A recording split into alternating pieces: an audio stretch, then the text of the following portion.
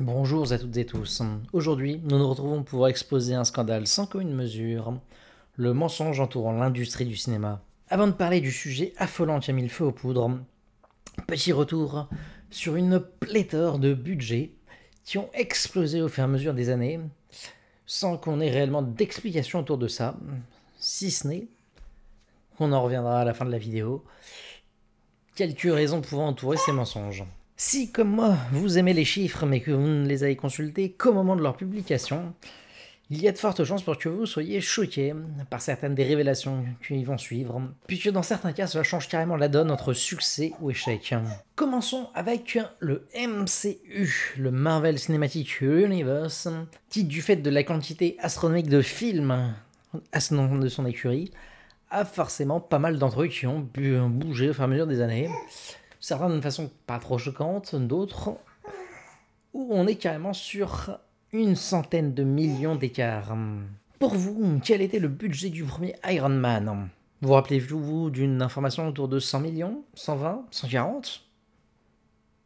Eh bien non, le budget réel et officiel, aux dernières nouvelles, est de 186 millions de dollars.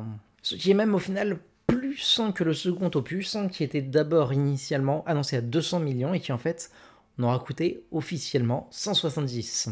On passera ensuite sur quelques différences marginales, comme par exemple le deuxième Thor, qui était officiellement annoncé à 170, puis finalement 150 millions de dollars. Non, nous allons nous attaquer à l'une des plus grandes différences de l'histoire, puisqu'il s'agira de Avengers l'ère d'Ultron, qui pendant sa promotion était annoncé à 250 millions de dollars, ce qui en faisait déjà à l'époque l'un des films les plus chers de tous les temps, mais qui en réalité aura coûté la bagatelle de 365 millions. Alors si vous êtes connaisseur, vous allez me dire « Oh là, mais du coup c'est le deuxième plus gros budget de tous les temps ?» Eh bien non, en réalité, il est à la 7e place. C'est dire l'ampleur des révélations qui nous attendent. Nous allons ensuite rester dans les grands rassemblements des Avengers, avec le diptyque Avengers Infinity War et Endgame, qui avait été annoncé à 250 et 300 millions de budget, et qui en réalité sont grimpés à 300 et 400 millions de budget. Sachant que ceux-là ce sont des budgets après déduction fiscale, puisqu'en réalité ils ont coûté à eux deux plus de 1 milliard de dollars. Vous rappelez-vous ensuite du 4e Pirates des Caraïbes? Et oui, malheureusement, il faut vous rappeler du fait qu'il y en a eu un 4e et même un 5e.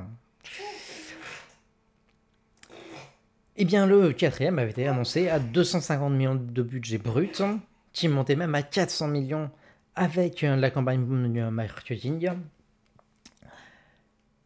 Eh bien, en réalité, non.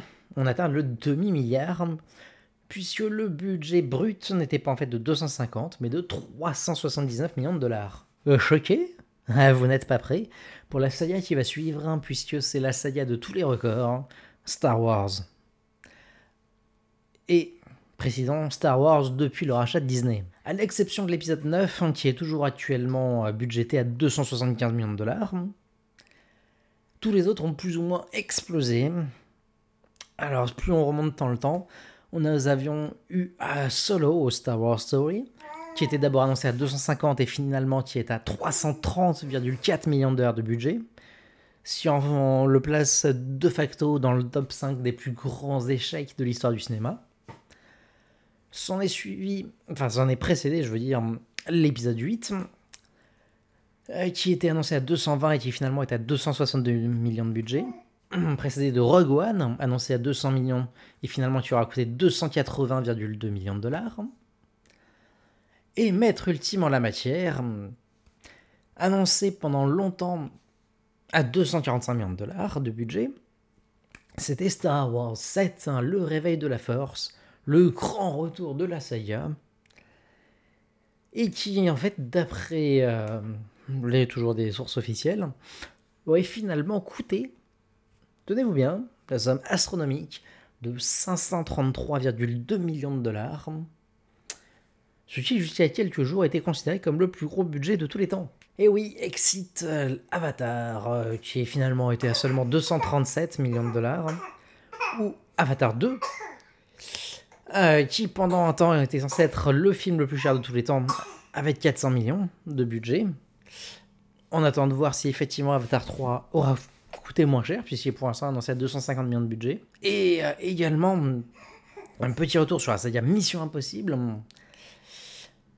puisque, rappelons, le 7e opus, The Dead Reckoning, a été un échec colossal, avec près de 200 millions de dollars de pertes. Puis avec ces 290 millions de dollars de budget, le film en avait rapporté 565. Mais 290 millions de dollars bruts, avec le marketing qui remonte à 400 millions, et 565 millions de dollars, le calcul est simple, il a fait 172 millions aux États-Unis. Sur les 172, il n'y en a que 50% qui vont dans la poche du studio, donc 86 millions. Et ensuite, donc, il y a eu 393 millions hors États-Unis. Mais, il y en a 25%, seulement 25%, qui vont dans la poche du studio quand c'est une sortie en Chine, et 33% en dehors. Le film a fait 48 millions en Chine, donc ça fait 12 millions dans la poche du studio, et 345 millions en dehors, donc 33%, ça fait 114 millions.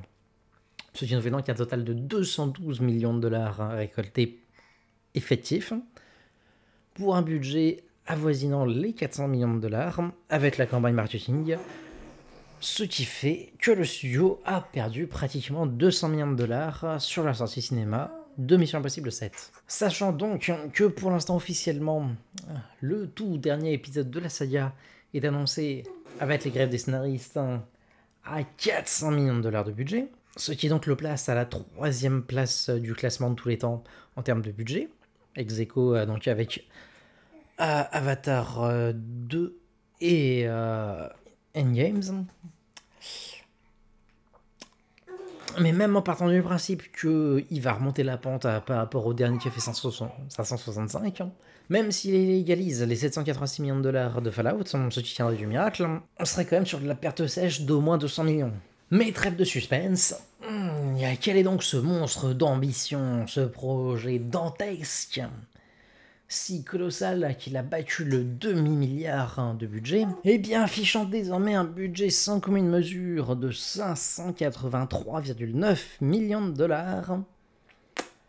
Il s'agit de l'une des pires merdes de tous les temps, avec des effets spéciaux dégueulasses, de très loin les pires de la saga. C'est Jurassic World 3, le monde d'après. Initialement annoncé à 165 millions de dollars de budget, ce qui est déjà affreusement cher pour un film si peu ambitieux visuellement, qui est même pas capable de faire des animations fluides pour ses dinosaures et qui sait même pas faire des hélicoptères en effets spéciaux, chose qu'on est censé savoir faire depuis une vingtaine d'années. Eh bien, il est finalement le film le plus cher pour des raisons totalement mensongères. La justification fournie, ils disent que le Covid a du coup obligé à mettre 6 mois de pause au tournage et que les stars du casting ont été logées dans un hôtel 5 étoiles à 400 livres sterling la nuit en moyenne, ce qui représenterait une somme de 3 millions de dollars. Mais c'est très loin de justifier le dépassement de budget de 420 millions de dollars. Et en vrai, le comment du pourquoi importe peu quand on voit que le résultat est si catastrophique.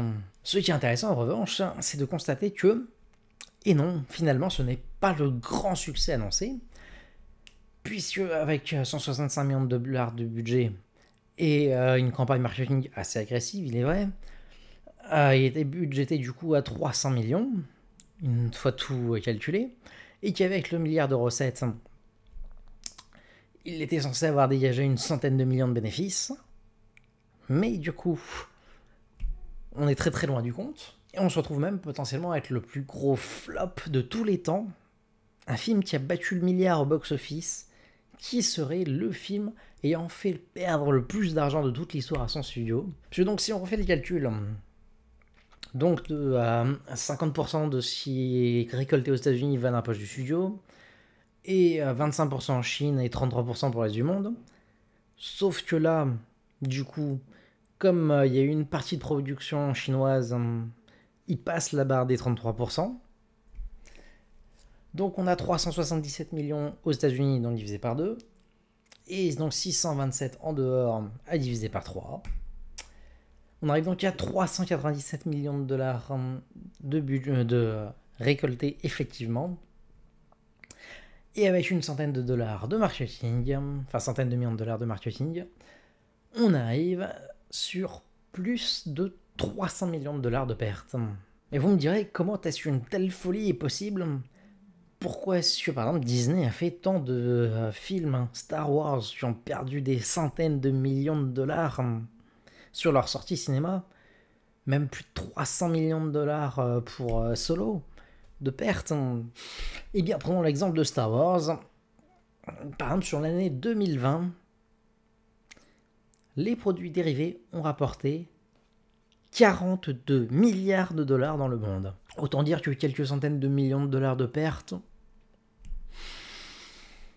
Sachant que derrière, de toute façon, avec le streaming, la vente de DVD Blu-ray et les rediffusions télé, de toute façon, même sur le film en lui-même, au final, ils gagneront quand même de l'argent. Bah, par rapport à tous les produits dérivés que ça génère derrière, dans tous les cas, c'est largement rentable. Mais dans ce cas-là, vous allez me dire, mais pourquoi minimiser les budgets? Eh bien, tout simplement, par volonté de mensonge. Parce que si tous ces films sont à ce point des gouffres financiers, pourquoi est-ce qu'on s'y intéresserait? Et ça ferait même l'effet pervers de générer toujours plus de déficits.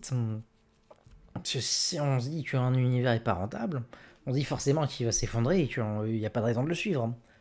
Alors que si on minimise expressément les budgets, pour créer une rentabilité factice, ça permet de faire croire au public que l'univers cinématographique qui est développé est rentable. Ce qui, par exemple, dans le cas du MCU est le cas, factuellement. Sauf sur les dernières phases, mais ça c'est une autre question.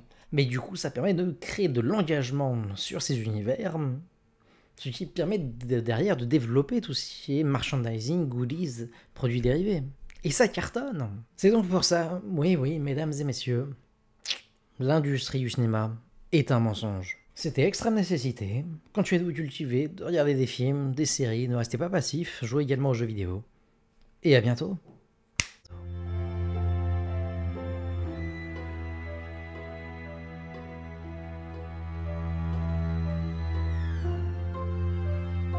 Bonjour à tous. Aïe aïe aïe aïe aïe aïe mon bébé. Aïe aïe mon bébé. Ah mon bébé. Aïe, je suis pas sorti de la berge. Hein.